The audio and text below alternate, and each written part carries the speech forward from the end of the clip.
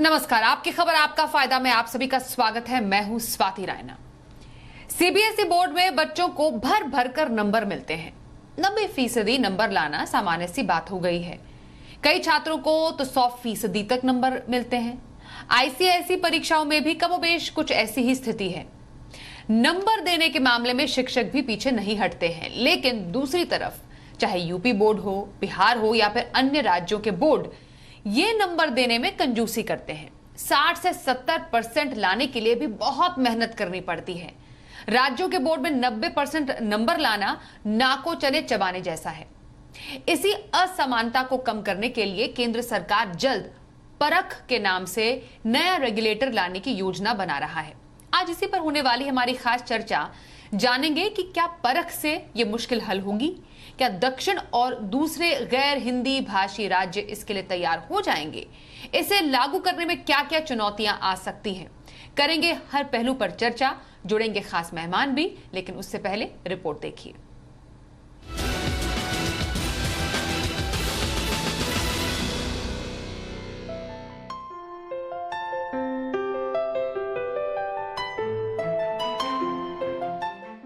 देश की शिक्षा प्रणाली में काफी असमानताएं हैं। ये असमानताएं पढ़ाई लिखाई के तरीके, मीडियम, शिक्षकों की क्वालिटी से लेकर बोर्ड परीक्षाओं में मिलने वाले नंबर तक हर जगह मौजूद हैं। नंबर के मामले में सीबीएसई बोर्ड के छात्र सबसे आगे हैं। इसमें 90% नंबर लाना सामान्य बात मानी जाती है। यही नहीं, कई छात्रों को 100% तक नंबर मिल जाते हैं। आईसीएसई परीक्षा में कमोबेश ऐसी स्थिति है। नंबर देने के मामले में शिक्षक पीछे नहीं हटते, लेकिन दूसरी तरफ यूपी, बिहार या अन्य राज्यों की बोर्ड परीक्षाओं में 60 से 70% अंक लाना भी छात्रों के लिए मुश्किल हो जाता है। 90% तक नंबर लाने वाले छात्रों की संख्या बेहद कम होती है। ऐसे में ज्यादातर छात्रों को बड़ी संस्थाओं में एडमिशन तक नहीं मिल पाता। दूसरी तरफ सीबीएसई के छात्र यूपी, बिहार या अन्य राज्यों की बोर्ड परीक्षाओं के छात्रों से काफी आगे निकल जाते हैं। नंबर के दम पर उन्हें बड़ी बड़ी संस्थाओं में एडमिशन मिल जाता है। यानी ये कहा जा सकता है कि सीबीएसई और आईसीएसई के छात्रों से दूसरे बोर्ड के छात्र काफी पिछड़ जाते हैं। इसी असमानता को कम करने के लिए केंद्र सरकार जल्दी ही performance assessment, review and analysis of knowledge for holistic development यानी परख के नाम से नया रेगुलेटर बनाना चाहती है। सरकार का इरादा माध्यमिक और उच्च माध्यमिक स्तर पर छात्रों का आकलन करने के लिए बेंचमार्क ढांचा तैयार करना है। पिछले कुछ महीनों में एनसीईआरटी ने आम सहमति के लिए राज्यों के बोर्ड और state council of education research and training यानी एससीईआरटी के प्रतिनिधियों के साथ कई बैठकें की हैं। नए रेगुलेटर परख एनसीईआरटी की इकाई के रूप में काम करेगा, जो 2020 में हुए एनईपी प्रस्ताव का हिस्सा है। नई शिक्षा व्यवस्था को लेकर अधिकांश राज्यों ने एनईपी के प्रस्ताव के तहत 2 बार बोर्ड परीक्षा आयोजित होने का समर्थन किया है, जिसमें छात्रों को उनके स्कोर में सुधार करने में मदद के लिए एक परीक्षा शामिल है। गणित में 2 तरह के पेपर लाने के प्रस्ताव पर राज्य सहमत है, जिसमें एक मानक परीक्षा और दूसरा उच्च स्तर की योग्यता परीक्षा हो सकेगी। इसके अलावा छात्रों को रटने पर रोक लगाने की बात कही गई है। अगर सब कुछ उम्मीद के मुताबिक हुआ तो 2024 में नेशनल असेसमेंट सर्वे का संचालन परख द्वारा किया जाएगा। हालांकि इसे लागू करने में कई चुनौतियां हैं, जिसे लेकर केंद्र सरकार राज्य सरकारों से बात कर रही है। इस नई व्यवस्था के लागू होने से सभी बोर्ड परीक्षाओं के छात्रों में समानता आ सकेगी, साथ ही छात्रों का भविष्य भी बेहतर हो सकेगा। ब्यूरो रिपोर्ट, जी मीडिया। परख परखेगी शिक्षा। चर्चा की शुरुआत करते हैं। हमारे साथ जो खास मेहमान हैं उनका परिचय करा दे। जेएस राजपूत जाने माने शिक्षाविद हैं और एनसीईआरटी के पूर्व डायरेक्टर रह चुके हैं। साथ ही डॉक्टर स्वाति लोढ़ा हमारे साथ है, डायरेक्टर है एमईटी इंस्टीट्यूट ऑफ मैनेजमेंट।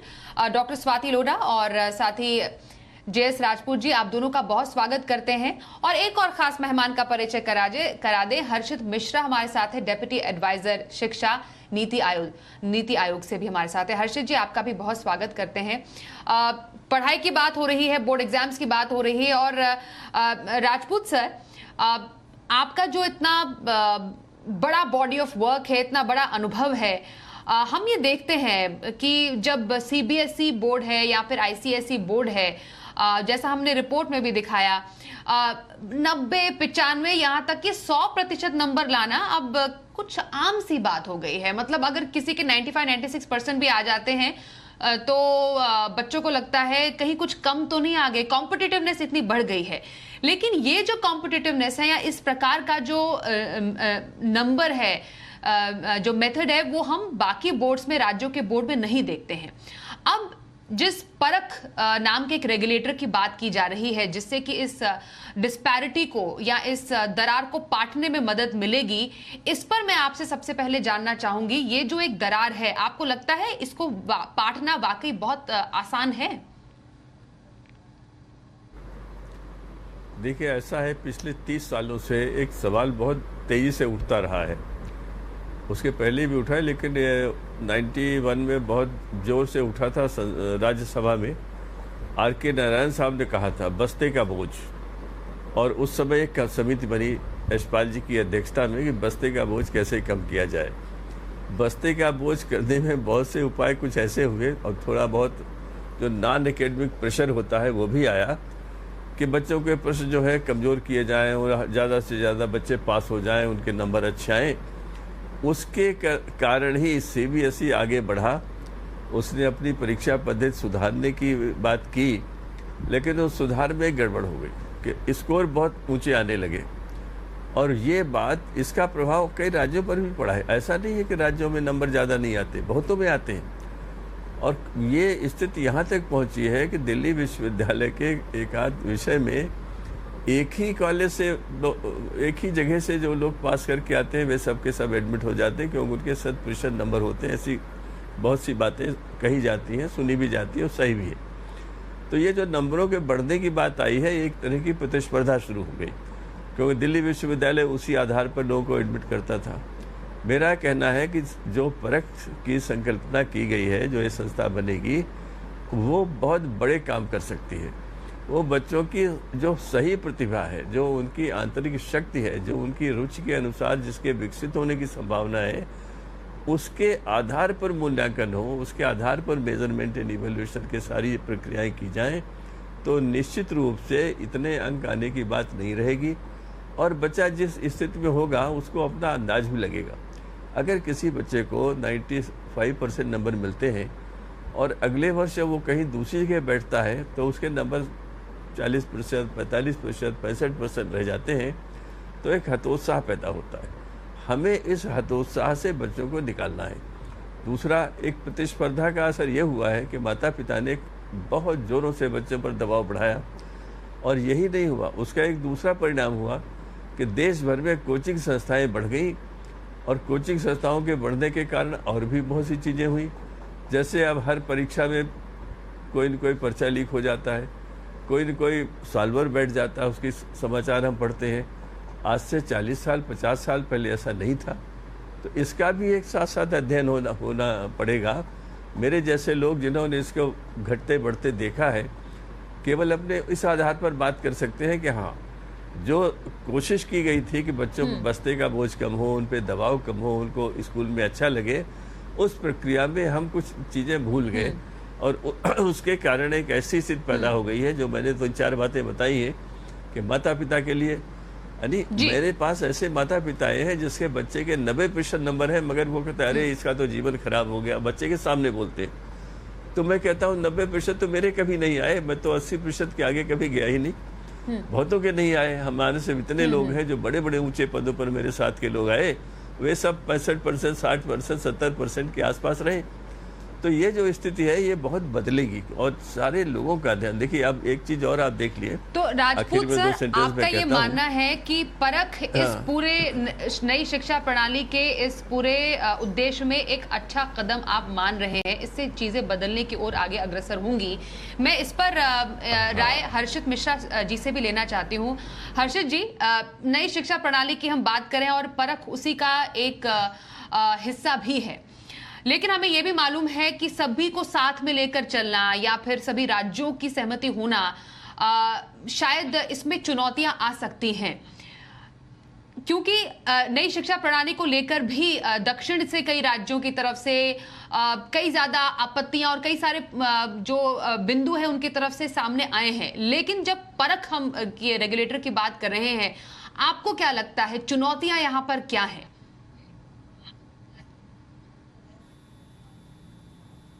देखिए, हमें पहले ये समझना होगा कि परख की स्थापना का जो उद्देश्य है, या हम कहें कि वन ऑफ द ऑब्जेक्टिव्स है, वो क्या है। सबसे पहले तो ये है कि परख जो है वो हमारे पास एक NCERT, national council for education research and training संस्था है, जो राज्यों को करिकुलम को लेकर के, रिसर्च को लेकर के, ट्रेनिंग को लेकर के एडवाइस देती है, लेकिन इवेल्युएशन को लेकर के, लर्निंग आउटकम के असेसमेंट को लेकर के हमारे पास कोई भी ऐसी एक एक्सपर्टाइज संस्था नहीं थी। इस संस्था की कमी महसूस की जा रही थी, और इसीलिए नेशनल एजुकेशन पॉलिसी ने ये रिकमेंडेशन किया कि सेंट्रल लेवल पर एक परख नाम की संस्था होगी, जो एनसीईआरटी में प्रोबेबली हाउस होगी, और वो राज्यों को ये एक्सपर्टाइज देगी, ये गाइडलाइंस बनाएगी कि आपको किस तरह से एक हॉलिस्टिक मैनर में आपको इवेल्युएशन करना है, आपको लर्निंग आउटकम के असेसमेंट को किस तरह से करना है। तमाम सारे राज्यों को कोऑर्डिनेट और कोलैट करेगी, किन राज्यों में कौन सी अच्छी बेस्ट प्रैक्टिसेस चल रही हैं और उनको किन राज्यों में रेप्लिकेट किया जा सकता है बेस्ड ऑन द लोकल कॉन्टेक्चुअलाइजेशन। इसके अलावा परख जो है, अभी तक जो काम एनसीईआरटी करता है, कंडक्शन ऑफ नेशनल अचीवमेंट सर्वे, जो कि हमारा एक बहुत बड़ा इवेल्युएशन प्रोग्राम होता है, भारतवर्ष का ही नहीं, वो विश्व का one of the biggest evaluation program है, उसको अभी तक एनसीईआरटी कंडक्ट करता है।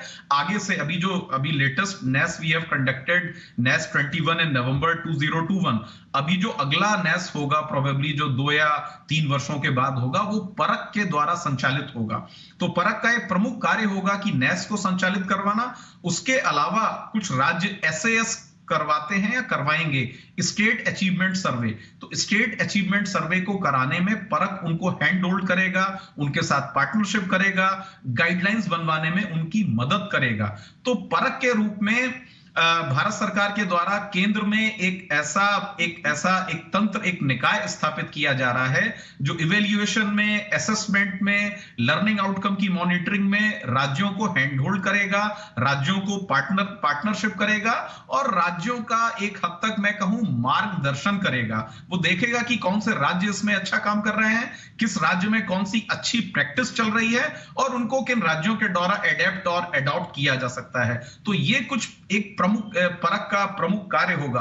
और जो बात आप कह रहे हैं, अभी जो राजपूत साहब ने एक बात कही कि भाई मतलब जो लिबरल मार्किंग है, राज्यों के स्टेट बोर्ड्स की मार्किंग अभी भी उस लेवल का, उस तरह सा लिबरल नहीं है। तो ये जो विसंगतियां हैं, इनको लेकर के हमारे पास एक एक्सपर्टाइज एजेंसी होगी, एक संस्था होगी परख के रूप में, जो इन विसंगतियों को जो है दूर करने का प्रयास करेगी। और नेशनल एजुकेशन पॉलिसी, जो कि जिसका कि पूरा का पूरा फोकस क्वालिटी ऑफ एजुकेशन पर है, लर्निंग आउटकम पर है, उसकी क्वालिटी को मेजर करने का, लर्निंग आउटकम को मेजर करने का परख जो है, उसके जो असेसमेंट टूल्स हैं, उसके इवेल्युएशन टूल हैं, उसके मॉनिटरिंग टूल्स हैं, वो उसका एक प्रमुख हिस्सा बनने जा रहे हैं, ऐसा मेरा विश्वास है। असेसमेंट, रेगुलेशन, मॉनिटरिंग और पूरी तरीके से शिक्षा प्रणाली एक समान हो, इसकी तैयारी परख के रूप में यहां पर हम आने वाले समय में जरूर देखेंगे, जिसके बारे में हर्षित जी बता रहे हैं। डॉक्टर स्वाति, समझना जरूरी है, एक जो छात्र जो सीबीएसई आईसीएसई से पढ़ाई करता है, या एक वो छात्र जो उतनी ही मेहनत के साथ किसी स्टेट बोर्ड से पढ़ाई करते हैं। हम क्योंकि मार्किंग सिस्टम की बात कर रहे हैं, जैसे राजपूत जी ने अपने इंट्रोडक्टरी रिमार्क्स दिया, हर्षित जी ने भी बताया कि हाँ किस तरीके से एक रेगुलेटर के रूप में यहाँ पर परख काम करने की तैयारी की तरफ अग्रसर होगा। छात्रों के लिए क्या बदलेगा जब हम परख की बात करते हैं एज ए रेगुलेटर, जिस एक प्रणाली की बात करते हैं? आपकी नजर में एक छात्र के लिए, उसके स्किल को आगे बढ़ाने के लिए, उसके असेसमेंट के लिए ये तरीका कैसा है?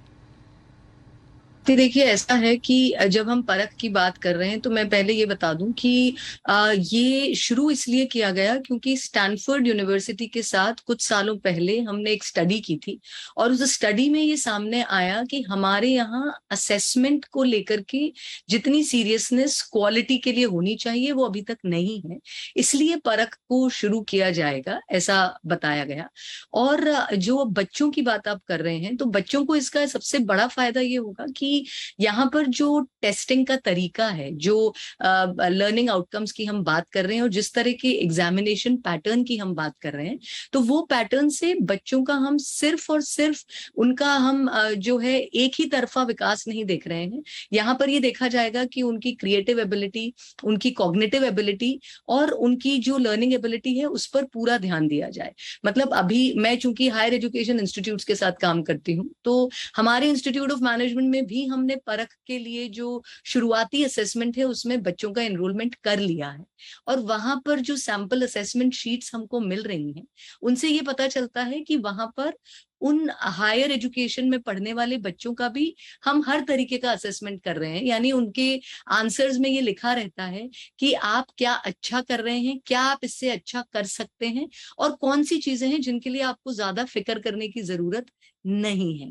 यानी हम उनको जो असेसमेंट दे रहे हैं वो सिर्फ क्वांटिटेटिव यानी मार्क्स का असेसमेंट नहीं है, उसमें इस तरीके का असेसमेंट भी है कि आप किस क्षेत्र में अच्छा कर सकते हैं। उसमें ये असेसमेंट भी शामिल है कि आपको किस डिपार्टमेंट में स्ट्रेस आप कम लें।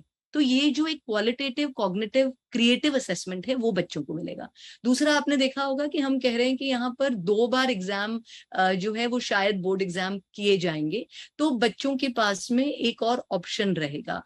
मैं समझती हूँ कि बहुत सारे लोगों को लगेगा कि ये फिर से हम वही गलती करने जा रहे हैं जहां पर हम एग्जाम्स की सीरियसनेस को कम कर देंगे और शायद इससे क्वालिटी पर फर्क पड़ेगा, पर ये होने पर ही पता चलेगा कि इसका हम कितना मतलब हम सही दिशा में जा रहे हैं या नहीं जा रहे। लेकिन बच्चों को सबसे बड़ा फायदा ये होगा कि उनका होलिस्टिक असेसमेंट हो पाएगा। हम 360 डिग्री असेसमेंट की बात कर रहे हैं यहाँ पर, यानी सिर्फ और सिर्फ एकेडमिक असेसमेंट नहीं है, सिर्फ और सिर्फ सब्जेक्ट मैटर यानी डोमेन स्पेसिफिक असेसमेंट नहीं है। तो ये एक सबसे बड़ा फर्क आपको इसमें नजर आएगा। और दूसरा, बच्चों के लिए जो बहुत बड़ा फर्क है वो डेफिनेटली यूनिफॉर्मिटी का रहेगा कि जब बच्चे यूनिफॉर्मिटी के साथ एडमिशंस में आगे जा पाएंगे, तो अभी जो एक कई सारे बोर्ड्स में हमको ऐसा लगता है कि कुछ टैलेंटेड बच्चे हैं जिनको इसलिए एडमिशंस नहीं मिल पाते क्योंकि उनके बोर्ड में जनरली जो एक मार्किंग थ्रेशोल्ड है वही कम रह जाता है। तो सीबीएसई के बच्चों को ज्यादा जगह पर एडमिशंस मिल जाते हैं या आईसीएसई के स्टूडेंट्स को मिल जाते हैं, लेकिन स्टेट बोर्ड के स्टूडेंट्स उनसे compete नहीं कर पाते।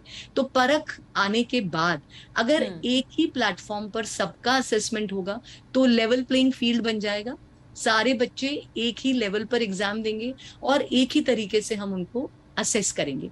तो वो होने से बच्चों में एक प्लेटफॉर्म, एक असेसमेंट। डॉक्टर स्वाति, आप बता रही हैं हर किसी को एक समान मौका ये मिलना जरूरी है, जिससे कि हर कोई बच्चा जो उतनी ही मेहनत करता है उसी गति से आगे बढ़े जितना एक सीबीएसई बोर्ड का बच्चा आगे बढ़ता है, आईसीएसई बोर्ड का बच्चा बढ़ता है, चाहे वो बिहार बोर्ड में पढ़ा बच्चा हो या फिर किसी और बोर्ड में बच्चा पढ़ा हो।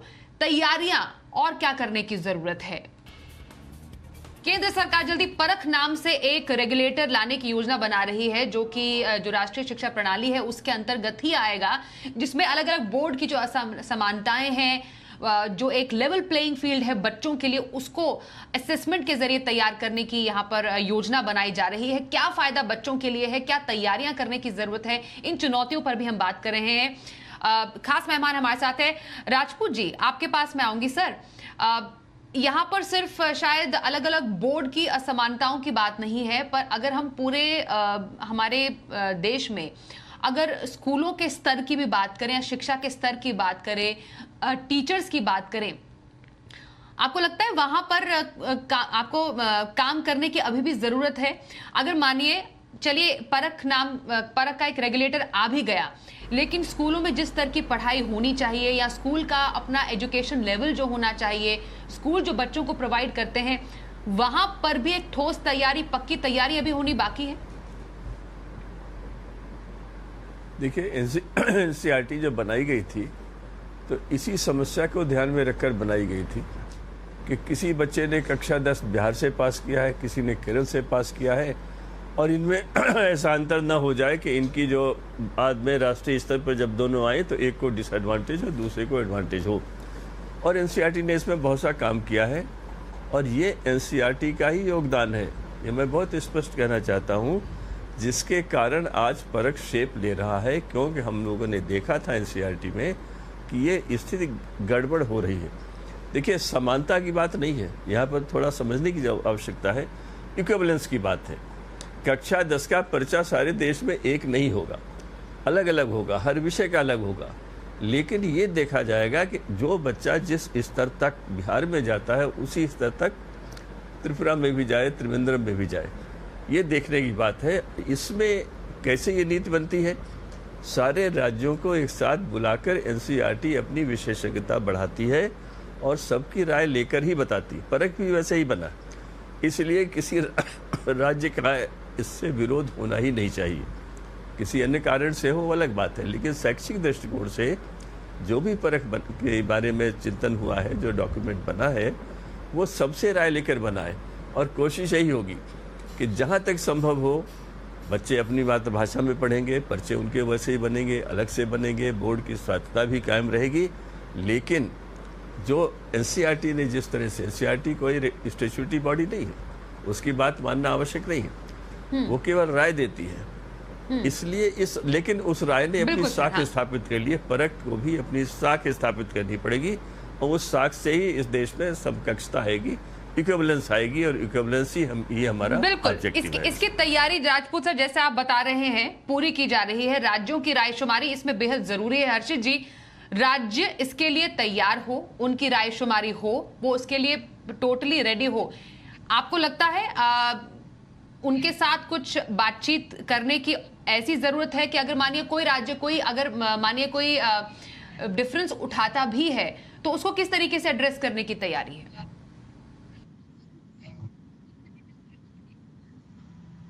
देखिए, राज्यों के साथ भारत सरकार का कोऑर्डिनेशन बहुत बेहतर तरीके से बना हुआ है। हम एनसीईआरटी की बात कर रहे हैं तो एनसीईआरटी का राज्यों में एससीईआरटी होता है, state council of education research and training. तो एनसीईआरटी का एससीईआरटी के माध्यम से एक ऑलरेडी एस्टेब्लिश्ड सिस्टम काम कर रहा है, जो टीचर एजुकेशन में, टीचर ट्रेनिंग में, असेसमेंट इवैल्यूएशन में ऑलरेडी एक वेल एस्टेब्लिश्ड मैकेनिज्म काम कर रहा है।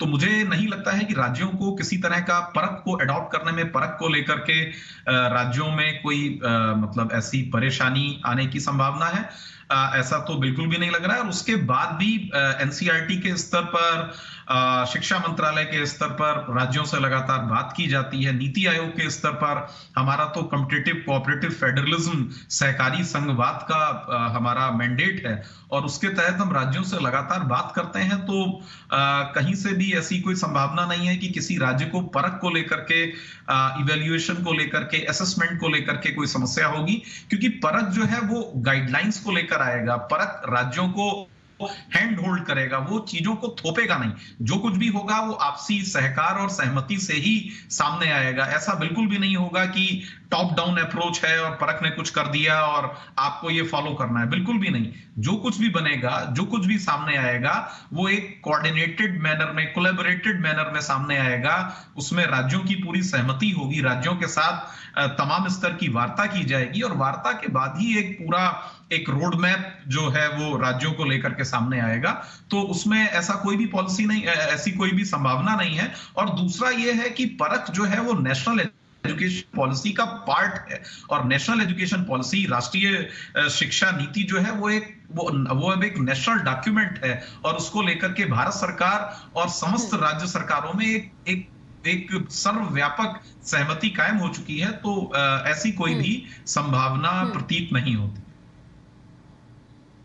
बिल्कुल। आखिरी थोड़ा समय है हमारे पास, डॉक्टर स्वाति, आपके आखिरी रिमार्क्स में जानना चाहूंगी, परख से क्या बदलेगा? सिर्फ परखने का तरीका या फिर हम पूरे एक एजुकेशन सिस्टम की बात कर रहे हैं?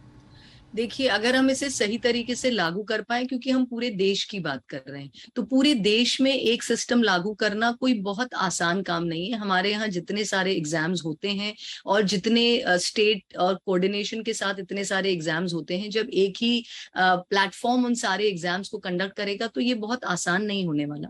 अभी हमको बहुत सारा, जो आपने अभी जो सवाल किया कि फैकल्टी मेंबर्स, टीचर्स को हमें इसके लिए पूरा सेंसिटाइज करना पड़ेगा, बच्चों को ये एग्जाम सही तरीके से देना आए, क्योंकि ये अगर ऑनलाइन एग्जाम की तरह से होगा तो बहुत सारी जगहों पर हमें इंटरनेट कनेक्टिविटी और बाकी सारी चीजों के बारे में भी बात करनी पड़ेगी। और अगर ये सही तरीके से लागू होता है तो डेफिनेटली यूनिफॉर्मिटी का बहुत बड़ा फर्क पड़ेगा और क्वालिटी इंप्रूवमेंट की तरफ हम आगे बढ़ पाएंगे, क्योंकि इसमें जो मानक, जो स्टैंडर्ड्स हम रख रहे हैं, ये ग्लोबल स्टैंडर्ड्स हैं। तो हम ग्लोबल स्टैंडर्ड्स पर जो बच्चों का असेसमेंट है उसको वहां तक लेकर जा पाएंगे, तो डेफिनेटली इसका फर्क हमें नजर आएगा। लेकिन अभी मुझे लगता है कि काफी सारा काम इसमें करना बाकी है। हमने जहां अभी बच्चों के रजिस्ट्रेशन के लिए इसको इस्तेमाल किया है, तो वहां ये समझ में आता है कि हायर एजुकेशन में टेक्निकल इंस्टीट्यूट्स के लिए, यानी इंजीनियरिंग कॉलेजेस के लिए, इसमें बहुत सारे असेसमेंट्स ऑलरेडी अपलोड किए जा चुके हैं जो कि स्टूडेंट्स को असेस कर सकते हैं। लेकिन जो दूसरे कॉलेजेस हैं, मसलन हम आर्किटेक्चर की बात करें या मैनेजमेंट की बात करें या होटल मैनेजमेंट की बात करें, तो वहां पर उस तरीके के असेसमेंट्स अभी तक लागू नहीं किए गए। तो स्कूल्स में भी हर सब्जेक्ट, यानी जितने अलग अलग हम स्ट्रीम्स, ऑप्शंस बच्चों को देते हैं, आर्ट्स, कॉमर्स, साइंस के अलावा भी जो बहुत सारे अलग सब ऑप्शंस अवेलेबल हैं, उन सारे ऑप्शंस का असेसमेंट करना, उनके लिए उतनी तैयारी करना, उतने सारे एग्जाम्स की सारे स्टैंडर्डाइजेशन करना, तो ये बहुत समय लेने वाला है और तैयारियां बहुत करनी है। लेकिन जैसा कि अब तमाम जो हमारे एक्सपर्ट्स हैं, वो उनकी बात से समझ आ रहा है कि सही दिशा की तरफ बढ़ते हुए कदम जरूर हैं, तैयारी करनी जरूर है, चुनौतियां भी हैं, लेकिन इसको इम्प्लीमेंट कर लेंगे, ये पूरी तरीके से विश्वास सभी का है। बहुत धन्यवाद करेंगे JS राजपूत सर आपका, हर्षद मिश्रा जी आपका, डॉक्टर स्वाति रोहड़ा आपका भी हमारे साथ इस खास चर्चा में शामिल होने के लिए। और आपकी खबर आपका फायदा में बस इतना ही रुक